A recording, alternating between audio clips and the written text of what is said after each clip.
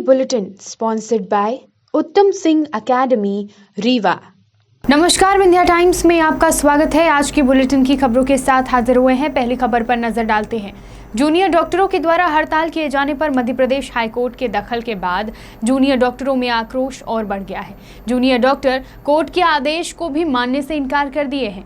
सरकार के ढुलमुल रवैये को लेकर गुरुवार को जूनियर डॉक्टरों ने बड़ा कदम उठाया। करीब 169 जूनियर डॉक्टरों ने एक साथ डीन को सामूहिक इस्तीफा सौंप दिया है। फिलहाल उनके काम पर लौटने की उम्मीद बहुत कम है। पिछले 4 दिनों से जूनियर डॉक्टर 6 सूत्रीय मांगों को लेकर हड़ताल पर हैं। उनकी मुख्य मांग स्टाइपेंड में बढ़ोतरी किया जाना है। स्वास्थ्य शिक्षा मंत्री ने 24% स्टाइपेंड में बढ़ोतरी की बात कही थी, लेकिन जब अमल की बारी आई तो वह मुकर गए। अब जूनियर डॉक्टरों की मांगे पूरी नहीं की जा रही हैं। वहीं दूसरी तरफ हाईकोर्ट ने भी जूनियर डॉक्टरों की हड़ताल को गलत ठहराते हुए काम पर वापस लौटने का आदेश जारी कर दिया है। सरकार का दबाव और कोर्ट का आदेश भी जूनियर डॉक्टरों को काम पर वापस लाने में सफल नहीं हो पाया। सरकार ने जूनियर डॉक्टरों की मांगों पर ध्यान नहीं दिया। इसी का नतीजा है कि प्रदेश भर में संचालित मेडिकल कॉलेज के जूनियर डॉक्टरों ने डीन को सामूहिक इस्तीफा सौंपा है। रीवा श्यामशाह मेडिकल कॉलेज में भी यही नजारा है। आज जूनियर डॉक्टरों ने रीवा मेडिकल कॉलेज के डीन मनोज इंदुलकर को ज्ञापन सौंप दिया।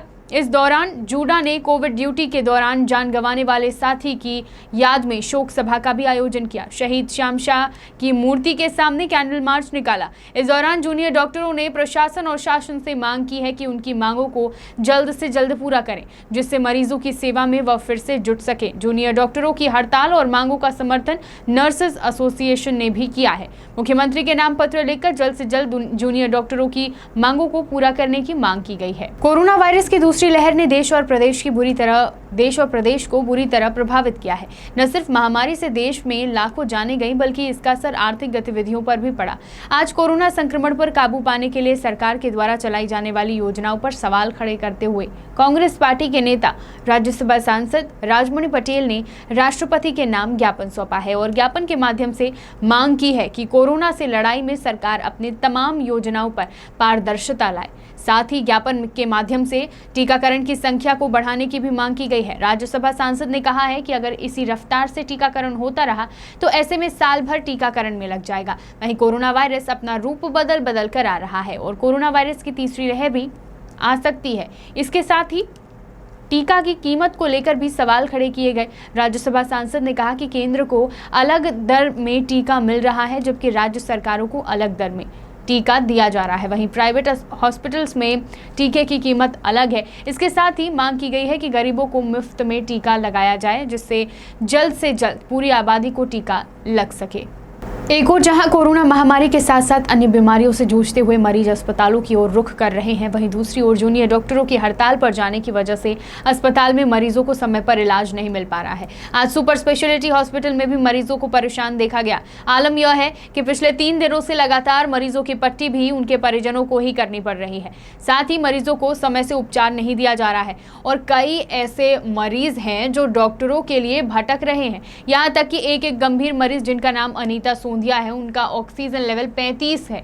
इसके बाद भी परिजन भटक रहे हैं। ऐसे में सवाल यह है कि अस्पताल प्रबंधन अव्यवस्थाओं को कैसे सुधारेगा। हालांकि अस्पताल प्रबंधन का कहना है कि सीनियर डॉक्टर ड्यूटी कर रहे हैं और सभी मरीजों को निगरानी में रखकर उपचार दिया जा रहा है और आने वाले समय में मरीजों को कोई असुविधा ना हो, इसके लिए तैयारियां की जा रही है। जूनियर डॉक्टर्स स्ट्राइक पे हैं, किस तरह की व्यवस्थाएं की जा रही हैं संजय गांधी अस्पताल और मेडिकल कॉलेज? हमारे वरिष्ठ अधिकारियों ने हड़ताल को मद्देनज़र सभी वरिष्ठ चिकित्सकों की ड्यूटी वार्डों में लगा दी है और इसमें सारे जो कंसल्टेंट्स हैं वो संबंधित विभाग के चिकित्सकों के साथ अन्य विभागों के चिकित्सकों को समन्वित करके और रोस्टर बना दिया है। तो सभी विभागों में अभी फ़िलहाल वार्डों में इस तरह से बन गई है व्यवस्था।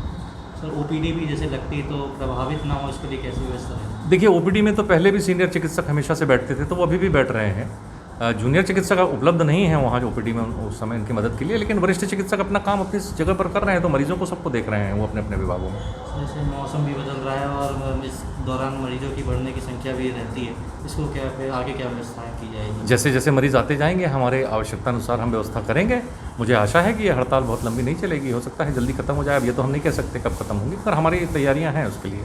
इस समय सर अस्पताल में कोविड और ब्लैक फंगस के कितने मरीज होंगे लगभग? देखिए कल की संख्या शाम की मुझे ये जानकारी थी कि 140 मरीज हैं हमारे पास टोटल, जिसमें से कोविड के भी मरीज हैं और करीब 30-35 मरीज जो हैं वो ब्लैक फंगस के। तो ये जानकारी संख्या घटती बढ़ती रहती है हर घंटे, करीब करीब ऐसा है। सुनने में आ रहा है कि आईएमए भी एक हाल ही में स्ट्राइक कर रहा है और सपोर्ट करेगा जूनियर डॉक्टर, फिर उसके बाद कैसी व्यवस्थाएं बनाई जाएगी? आप पहले आईएमए को इस तरह का कोई कदम उठाने दीजिए। आपका प्रश्न हाइपोथेटिकल है, तो इस पर क्या जवाब दूँ? आईएमए ने जारी किया अभी लेटर हाल ही में, देखते हैं आगे वो क्या करेंगे। अभी तो सैद्धांतिक समर्थन का लेटर जारी किया है उन्होंने। कोरोना महामारी के दूसरे लहर के दौरान भी लोगों को काफी मुश्किलों का सामना करना पड़ा। गुड़ विधानसभा क्षेत्र के आसपास के गांव में रिलायंस फाउंडेशन की मदद से बेनिसन हेल्पिंग सोशल वेलफेयर सोसाइटी द्वारा राशन वितरण कार्य किया जा रहा है। इस दौरान गरीबों को खाद्यान्न वितरित किया जा रहा है। रीवा व गुड़ एसडीएम प्रभारी शैलेंद्र सिंह व गुड़ के नायब तहसीलदार भी इस समय मौजूद रहे।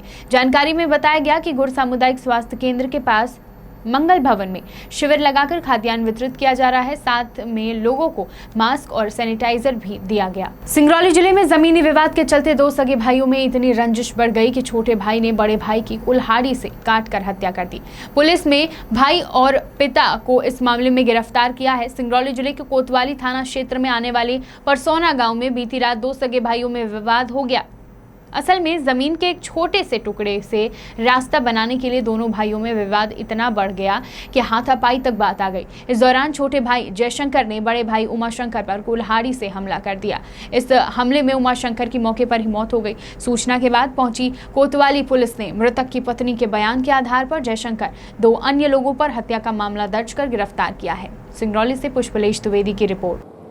परसौना में उमाशंकर और जयशंकर ये दोनों सगे भाई हैं, एक साथ रहते हैं। जयशंकर अपने पिता के साथ रहता है, उमाशंकर बड़ा है, और जयशंकर अपने अन्य भाई और पिता एक साथ रहते हैं। इनका आपसी विवाद है मकान के बंटवारे को लेकर के। कल रात में सभी शराब पिए हुए थे और जब उमाशंकर का लड़का बाहर गया तो जयशंकर ने उसको गाली गलौज किया। इसी बात पे जो है उमाशंकर बाहर आया और विवाद जब बढ़ गया तो जयशंकर ने कुल्हाड़ी से अपने भाई उमाशंकर पर वार किया, जिससे उसकी मृत्यु हो गई। इसमें उमाशंकर का भाई जो आरोपी है जयशंकर, उसका भाई शिवशंकर और उसके पिता पुन्नूलाल, ये तीन लोगों के खिलाफ आरोप जो है उमाशंकर की पत्नी ने लिखाया है। ये तीनों लोगों को पुलिस ने अभिरक्षा में ले लिया है और उनसे पूछताछ चल रही है। बात करते हैं बुलेटिन की आखिरी खबर की। उमरिया जिले के नौरोजाबाद में इस वैश्विक महामारी कोरोना ने एक बेटे के सर से उसके पिता का साया छीन लिया। अब शिवराज मामा के भरोसे बेटी के डॉक्टर बनने का सपना पूरा होगा। कोरोना की दूसरी लहर आई और चली भी गई। प्रदेश भर में कई ऐसे बच्चे हैं जिनके सिर से कोरोना ने माता पिता का साया छीन लिया। एक ऐसा ही हंसता खेलता परिवार इस वैश्विक महामारी की भेंट चढ़ गया।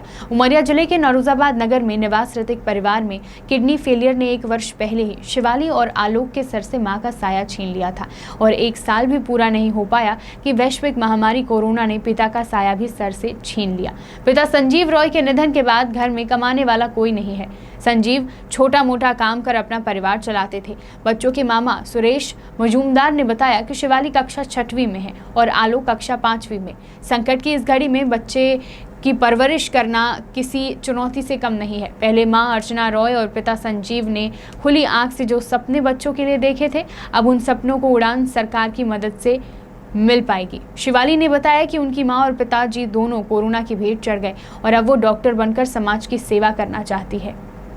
नौरोजाबाद से संदीप तिवारी की रिपोर्ट। क्या नाम बेटा आपका? शिवाली रॉय। शिवाली रॉय। कौन सी क्लास में पढ़ती हैं आप? 6 में पढ़ती हैं। हाँ। सबसे अच्छा सब्जेक्ट कौन सा लगता है आपको पढ़ने में? साइंस।